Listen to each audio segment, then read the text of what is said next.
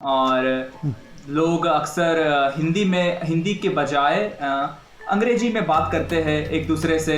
हिंदी के शब्द प्रयोग नहीं करते, उनको शर्म आती है। तो आपने यह भाषा सीखने के बाद उनके लिए कुछ मैसेज देना चाहोगे, संदेश देना चाहोगे?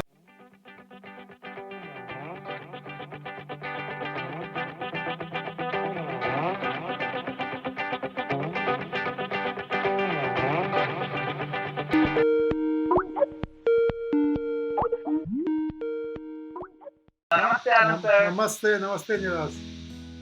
आप कैसे हो? मैं ठीक हूँ शुक्रिया। और आप? और मैं भी बहुत ही अच्छा हूँ, बहुत बहुत शुक्रिया। तो मैं सबसे पहले मैं आपका धन्यवाद देना चाहूँगा कि आपने आपने हमें मौका दिया आपका इंटरव्यू लेने का, आपके बारे जानने का। तो हम बहुत ही उत्सुक है इस बारे।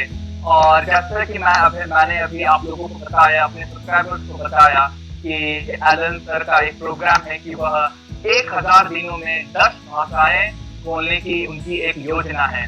तो अभी वह हिंदी सीख रहे हैं। तो हम तो बहुत ही एक्साइटेड है यह आपकी हिंदी देखने के लिए, आपके बारे जानने के लिए। तो सबसे पहले हम आपके परिचय से शुरू करते हैं। धन्यवाद धन्यवाद। बिल्कुल बिल्कुल।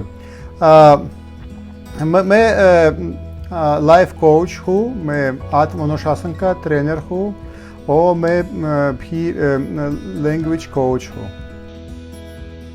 लैंग्वेज कोच हूँ, बहुत अच्छा। तो आप कहाँ रहते हो? मैं रूस में रहा हूँ, मैं दक्षिण रूस में रहा हूँ, व्लादिकावकाज में, एक छोटा शहर है। बिल्कुल छोटा शहर है। अच्छा अच्छा।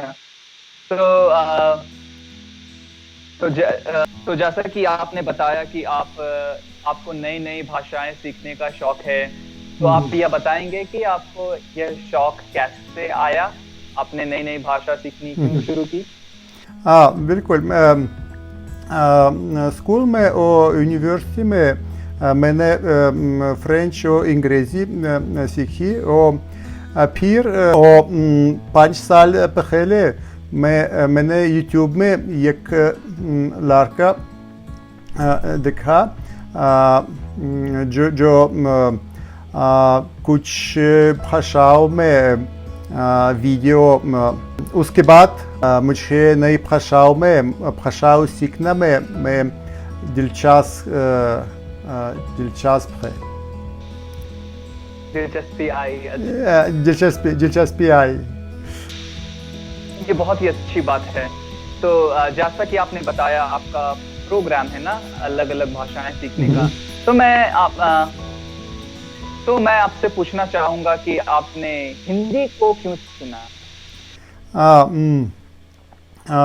क्योंकि पहली बात, आजकल मैं एक प्रोजेक्ट कर रहा हूँ। उसका प्रोजेक्ट का नाम 1000 दिनों में 10 भाषाएं। तो उसका प्रोजेक्ट का मुख्य लक्ष्य है कि हर 100 दिनों में मैं नई भाषा शुरू करता हूँ। उस प्रोजेक्ट में हिंदी 7वां भाषा है। तो मैंने हिंदी चुना क्योंकि पहली बात, हिंदी मेरे लिए नई भाषा है और फिर बिल्कुल मुझे भारत बहुत पसंद है और हिंदी पसंद है और हिंदी का स्क्रिप्ट पसंद है, देवनागरी। तो आप लिख सकते हो देवनागरी? या बिल्कुल बिल्कुल।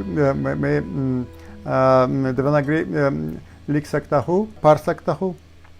आपने यह 2 महीनों में सीखा, लिखना भी और बोलना भी?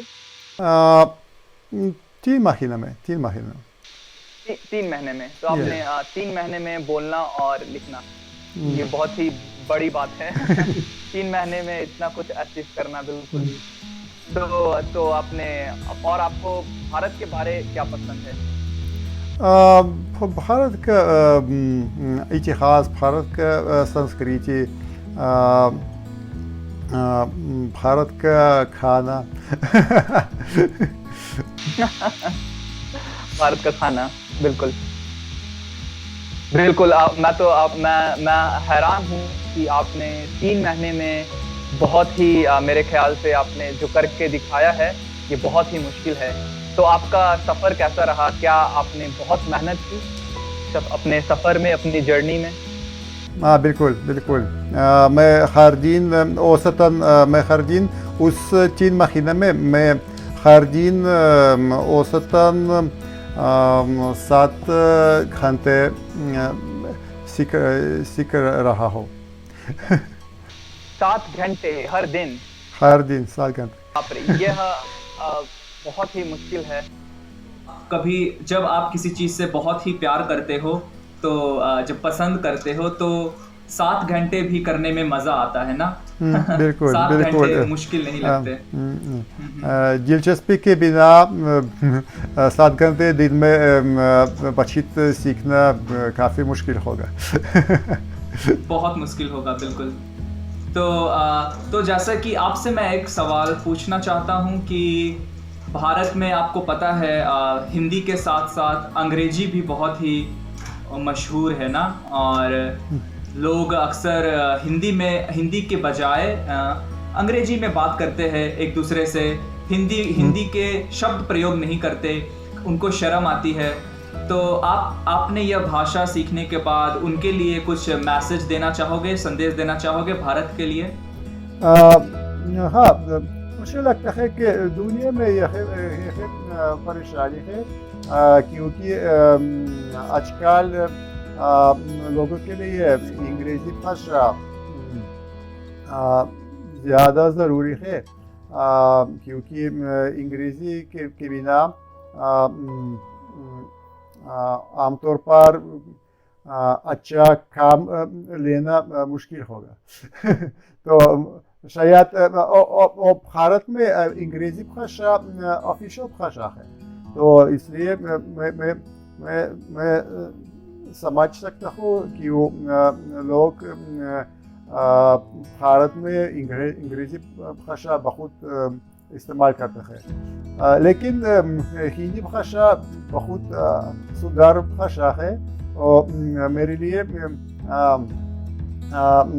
थोड़ी अजीब है कि वो भारत लोग हिंदी भाषा नहीं इस्तेमाल करते हैं, और क्यों शर्म आती है? शर्म आती है, क्यों? मुझे नहीं पता क्यों।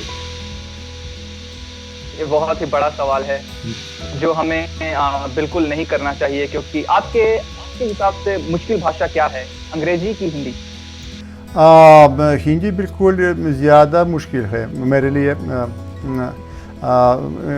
हिंदी भाषा ज़्यादा मुश्किल है, अंग्रेज़ी भाषा मुश्किल नहीं है,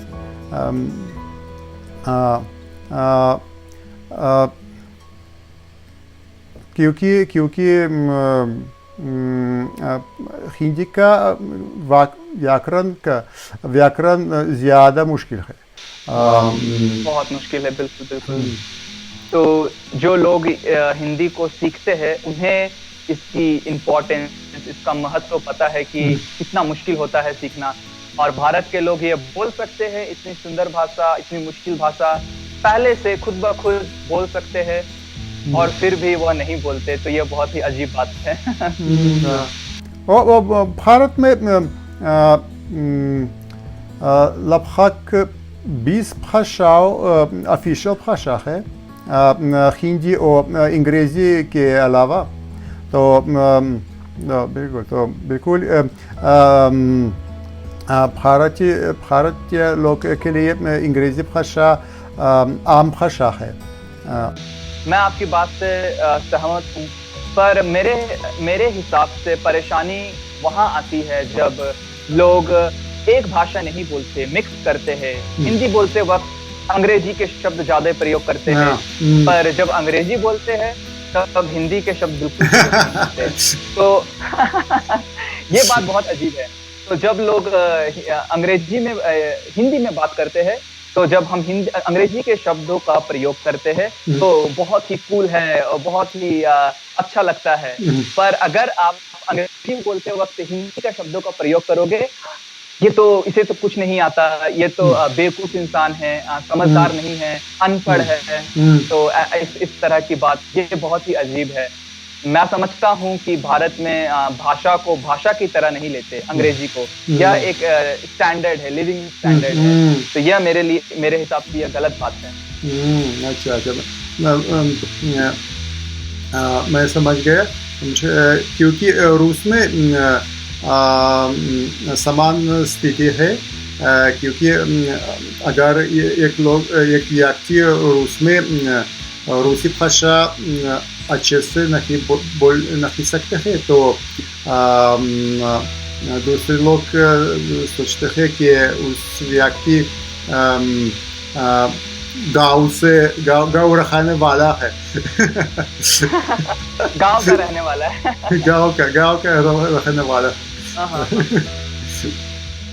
बिल्कुल बिल्कुल। चलिए, तो हम आते हैं, जैसे कि मैंने आपको बताया कि आप बहुत ही अच्छी हिंदी बोल सकते हो बस 3 महीने में, जो कि यह यहाँ तक पहुँचना बहुत ही मुश्किल रहा होगा। जैसे कि हम और आप जानते हैं कि आपने काफी कक्षाएं ली थी, काफी समय लगा था, दिन में कई घंटों की कक्षाएं चली थी। तो उसी के हिसाब से मैंने आपके लिए कुछ प्रश्न हैं। तो मैं आपसे पूछना चाहता हूँ कि एक भाषा को सीखने के लिए सबसे अच्छा तरीका क्या है?